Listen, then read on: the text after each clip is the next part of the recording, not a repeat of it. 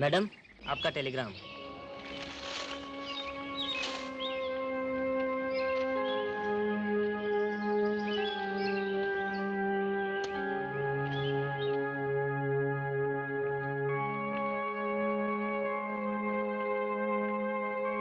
साहित्य अकादमी की तरफ से मुबारकबाद। इस साल हिंदी साहित्य पुरस्कार के लिए आपको चुना गया है। आपकी किताबों में पसंद की गई नॉवेल का नाम है पिघलता आसमान।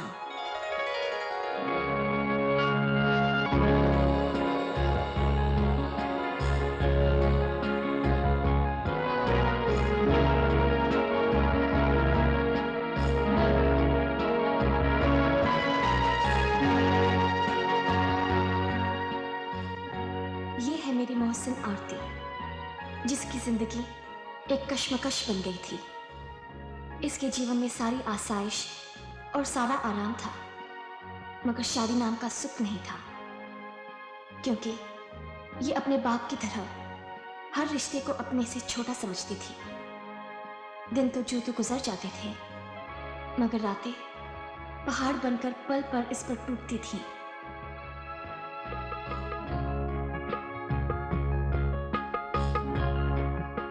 मैं आरती के साथ उसके महल में ही रहती थी।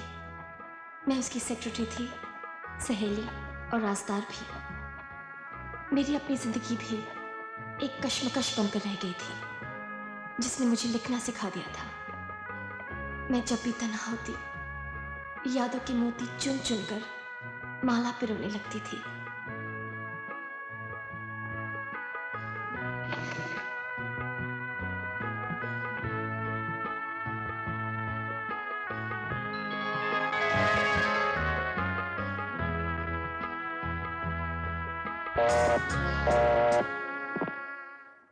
हेलो, क्या कर रही हो अनु? नींद नहीं आ रही थी, सोचा तुमसे गपशप कर लूं।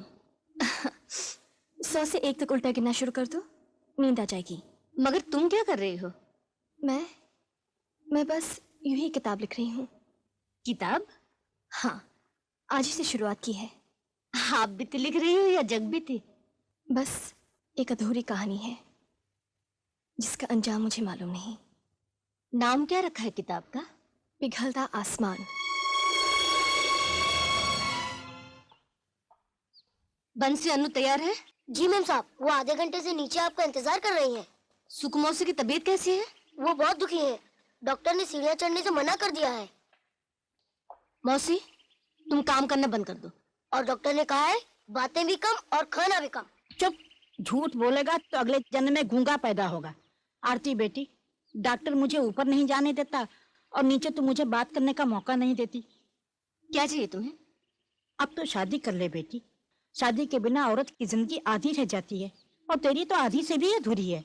मौसी, जिंदगी शादी के बाद भी अधूरी रह सकती है अगर पति बेवफा निकला तो। चल, बेवफा क्यों निकलेगा? क्या कमी है तुझमें? यही तो गम है कि मुझ में कोई कमी नहीं। चलो अनु।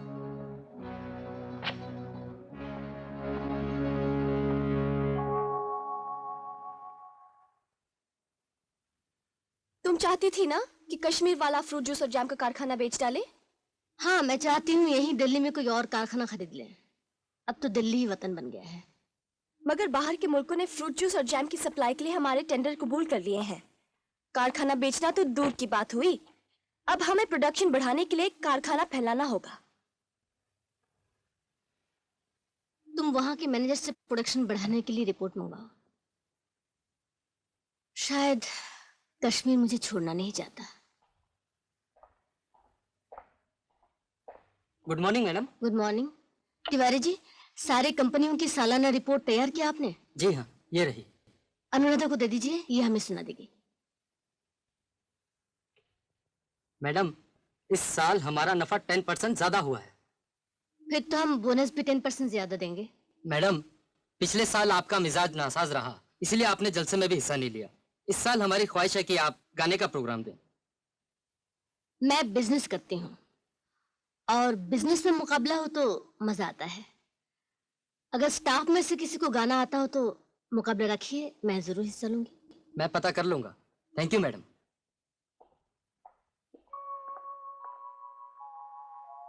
मैं तुम्हारे साथ मुकाबला करूंगी। अन्नू, तुम्हें गाना आता है? इतना कि मुकाबला कर सकती हूँ। मुकाबला? मुझसे मुकाबला करोगे तो हार जाओगे। मुझे हार पसंद नहीं। तुम्हें हार पसंद नहीं और मैं हार बर्दाश्त नहीं कर सकती। अन्नू, अन्नू, आरती तुम? नींद नहीं आ रही थी, तुम्हारे कमरे में रोशनी देखी इसलिए चली आई। नींद न आने के दो कारण होते हैं, एक तो सोचता हुआ दिमाग और दूसरा तन्हाई का एहसास। और तीसरा किसी की याद जिसके लिए तुम किताब लिख रही हो, है ना? अन्नू, आज मैं तुम्हारी अधूरी कहानी सुनना चाहती हूँ। आज नहीं, जब कहानी दो राहें पे आएगी तब सुनाऊंगी। अन्नू, मेरी जिंदगी तो एक चटेल मैदान है, न रास्ता है न दो राह, बस चली जा रही हूँ। मौसी सच कहती है कि शादी के बिना औरत की जिंदगी आधी अधूरी रह जाती है। तुम्हें शादी कर लेनी चाहिए। मैं जानती हूँ शादी कभी जरूरत बनकर मुझे उकसाती है तो कभी जरूरत बनकर मुझे डराती है। पिताजी तो मेरे लिए रिश्ते चुनते चुनते चल बसे और मैं अपने होने वाले पति के बारे में सोचते सोचते थक गई हूँ। अन्नू, मैं उस आदमी से शादी करना चाहती हूँ जो सिर्फ मेरे लिए पैदा किया गया हो और जो सिर्फ मुझसे प्यार करे। और फिर सोचती हूँ ये नामुमकिन है। मगर तुम इतना ज्यादा सोचती क्यों हो? इसलिए कि दौलत मर्द को बिगाड़ देती है और मैं डरती हूँ कि कहीं मेरी दौलत मेरी सौतन न बन जाए। मगर सारे मर्द ऐसे नहीं होते। सारे नहीं तो अक्सर ऐसे होते हैं और मैं मर्द की बेवफाई बर्दाश्त नहीं कर सकती क्योंकि ये मेरी हार होगी। मर्द की वफा की जड़ें औरत के प्यार के मीठे पानी से फैलती और बढ़ती हैं। इधर औरत का प्यार सूख जाएगा, उधर मर्द की वफा भी सूख जाएगी। तुम नहीं जानती अन्नू, मर्द को हमेशा दूसरी औरत ज्यादा दिलचस्प दिखा देती है। इसलिए आज के दौर में जिंदगी शादी से पहले अधूरी रहती है तो शादी के बाद भी अधूरी बन जाती है। फिर तो हो चुकी शादी तुम्हारी। मगर याद रखना, किसी दिन किसी से इश्क हो जाए तो सारी शर्तें भूल जाओगी। इश्क करेगी मेरी जूती। मैं तो इश्क के घोड़े को घास पे नहीं डालूंगी। कभी हमसे कभी तुमसे शरारत हो ही जाती है। जवानी जब भी आती है मोहब्बत हो ही जाती है।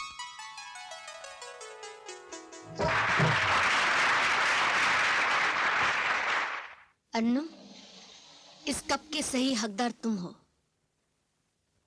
मैं जानती हूँ तुमने मुझे जानबूझकर जिताया है। नहीं तो वो जीत तुम्हारी ही थी। झूठ मत बोलो, तुमने मेरा दिल रखने के लिए ऐसा किया है। मुझे वो लोग पसंद नहीं जो अपने हक की हिफाजत नहीं कर सकते। जो अपना हक छोड़ देते हैं वो बहादुर भी तो होते हैं। नहीं, मैं उन्हें बुज़दिल समझती हूँ।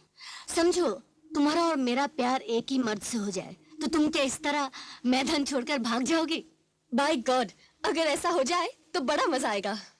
बहुत चालाक हो, तुमने मेरी बात का जवाब नहीं दिया। उस वक्त मैं भी तुम्हें जीतने नहीं दूंगी। खुद गर्ज कहेंगी। हमारे कश्मीर वाले मैनेजर ने लिखा है कि कारखाना फैलाने के लिए उसके बाजू वाली जमीन लेना बहुत जरूरी है। वो जमीन किसी प्रकाश अरोड़ा की है और 25 साल पहले आपके पिताजी के पास रहन रखी हुई थी। डॉक्यूमेंट्स के मुताबिक अब हम उस जमीन पर कब्जा कर सकते हैं। प्रकाश अरोड़ा कौन है? प्रकाश अरोड़ा तेरे बाप का जिगरी दोस्त था। दोनों में खूब गाड़ी छनती थी और दोनों की शादी भी एक ही दिन हुई थी। इत्तेफाक से दोनों के एक ही दिन एक ही समय औलाद भी हुई थी। लाला मुबारक हो। तेरी बेटी हुई है। बेटी, लोग कहते हैं बेटी रोटी लाती है। जा लाला, तेरे तो भाग खुल गए।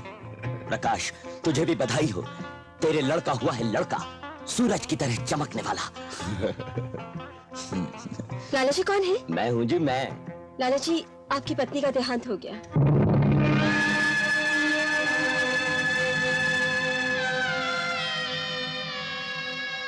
लाला, लाला, बैठ, बैठ। लाला, हिम्मत से काम ले। कौन सी हिम्मत?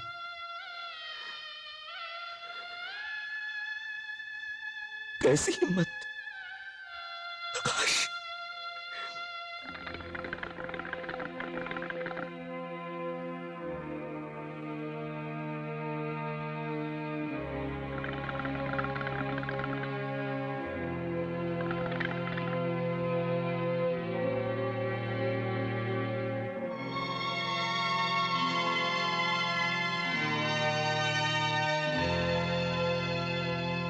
प्रकाश।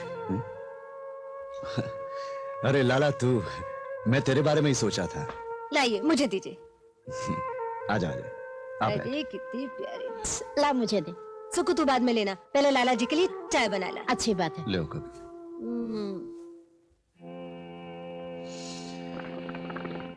लाले, मेरी मान और अब दूसरी शादी कर ही डाल।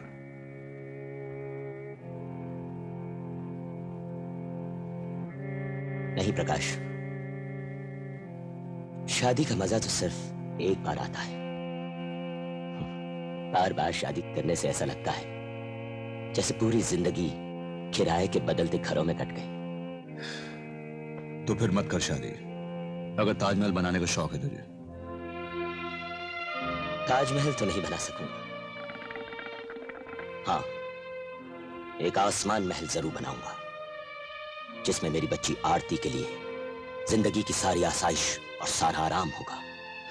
अरे अक्ल के दुश्मन, तू आसमान महल जब बनाएगा तब बनाएगा, तब तक आरती की देखभाल कौन करेगा? इसीलिए तो तेरे पास आया हूं। मतलब?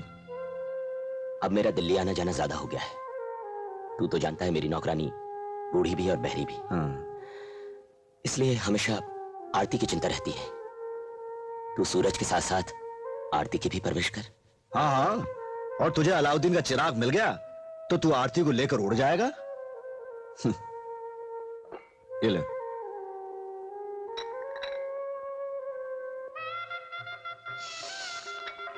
लाला, मैं ख्वाब देख रहा हूं, दुनिया हमारी दोस्ती की तारीख लिखेगी।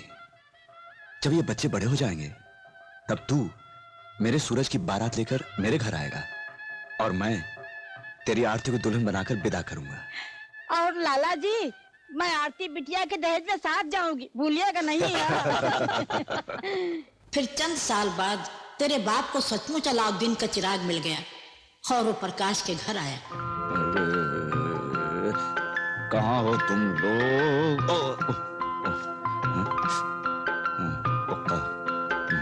अभी पकड़ता हूँ, अभी अभी अभी अभी अभी। अरे लाला, तू चोर बन गया।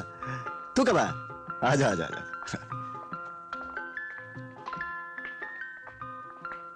बैठ।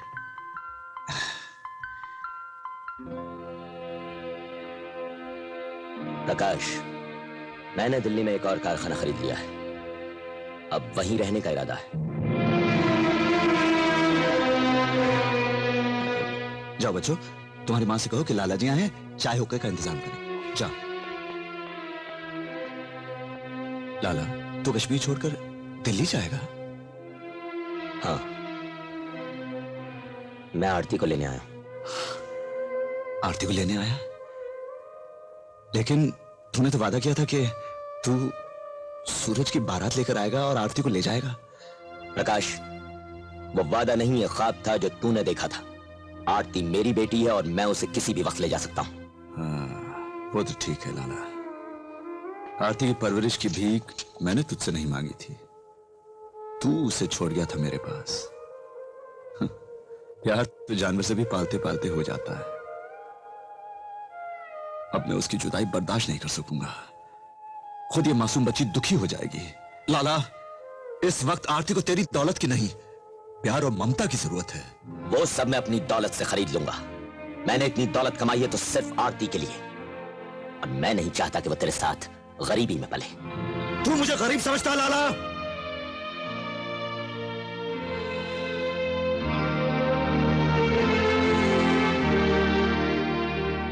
नजरें क्यों छिपा रहा है? अरे वो दौलत किस काम की जो अपनों से नजरें मिलाने नहीं देती। प्रकाश, तेरे और मेरे दरमियान बहुत फासला और फर्क आ गया है। तू दरिया के किनारे की तरह वहीं ठहरा हुआ है, और मैं बहती धारा की तरह बहुत आगे निकल चुका हूं। निकल जा, और भी आगे निकल जा। बहुत देखे हैं बदलते वक्त के साथ बदलने वाले तुझ जैसे दोस्त। तुम बात बात पर बारूद की तरह भड़क उठते हो। भैया, आरती हमारे साथ इतनी घुल मिल गई है कि वो अकेले खुश नहीं रह पाएगी। वैसे भी इसे अपनी माँ की बीमारी की शिकायत है। जब ये बेचैन होती है, इसे बुखार आ जाता है। अभी इसकी माँ इसलिए मर गई थी कि मेरे पास पैसा नहीं था। अब आरती का इलाज मैं बड़े से बड़े डॉक्टर से करवा सकता हूँ। मगर बस कर करुणा, हम एहसान करते हैं, किसी से बिनती नहीं। जा लाला, ले जा इसे। तेरे जैसा दोस्त जाते ही भला। मगर एक बात याद रखना, मैं तुझे हीरा समझता था, मगर तू कोयला निकला। जो जलता है तो हाथ जला देता है, और ठंडा होता है तो हाथ गंदा कर देता है।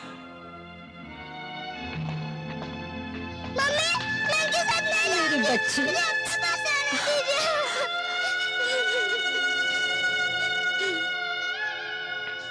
सुकू, तू जा आरती के साथ।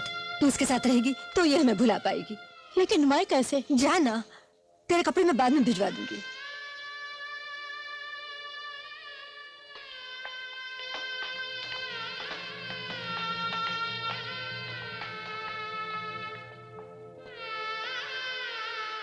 प्रकाश ने तेरे बाप के बुरे दिनों में बहुत मदद की थी, लेकिन तेरे बाप ने कोई लिहाज नहीं रखा, और कुदरत ने तेरे बाप की दौलत का कोई लिहाज नहीं रखा। दिल्ली पहुंचते ही तुम्हें वही दौरा पड़ा।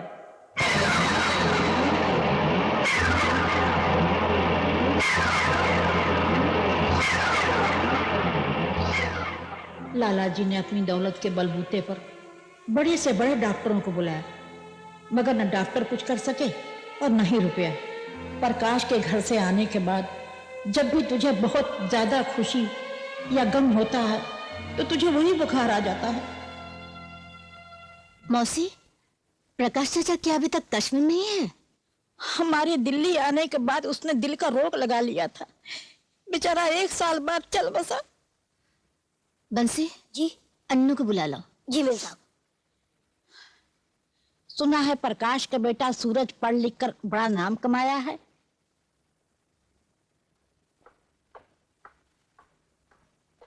अन्नू, मैं बुधवार कश्मीर जा रही हूँ। तुम वहां के मैनेजर से फोन पर कहो कि जमीन के बारे में प्रकाश जी के बेटे को नोटिस दें और वो हमसे मिलें।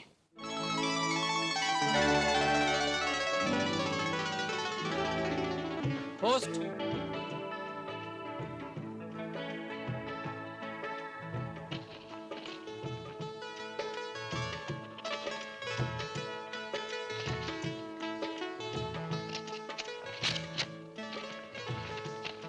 किसकी चिट्ठी है? चिट्ठी नहीं है माँ, नोटिस है। लाला करण सिंह की बेटी आरती ने दिया है। वाह, इसके बाप ने जो हमारे साथ किया था वो तो किया ही था। अब इसे क्या लेना है हमसे? लिखा है कि उसकी फैक्ट्री की बाजू वाली जमीन पिताजी ने उसके बाप के पास गिरवी रखी थी। क्या? मैं तो समझती थी कि उन्होंने वो बेच डाली थी। खैर, तुम किसी तरह भी इंतजाम करके वो जमीन छुड़वा लो। तुम्हारे पिताजी की रूह को भी खुशी मिलेगी।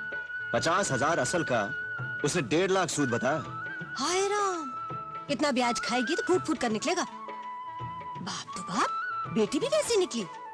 इसीलिए तुझसे कहा था कि कोई अच्छी सी नौकरी कर ले, 4 पैसे भी जुड़ जाते और जी जान का आराम भी रहता। वरना इतना सारा पैसा खर्च करके इंजीनियर की पढ़ाई करने की क्या जरूरत थी, अगर दुकान और वर्कशॉप ही खोलनी थी तूने।